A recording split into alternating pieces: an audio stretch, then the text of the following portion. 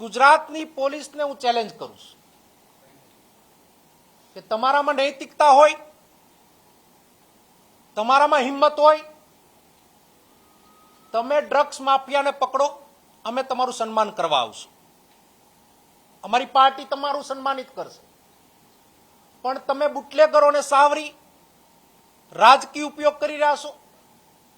તમે સત્તાધારી પાર્ટીના અમુક પોલીસવાળા એજન્ટો બની ગયા છો. અમે કોંગ્રેસ વિચારધારાના આગેવાનો અને કોંગ્રેસી કાર્યકર્તાઓ એક જમાનાની અંદર એટલે કે આ દેશની આઝાદી વખતે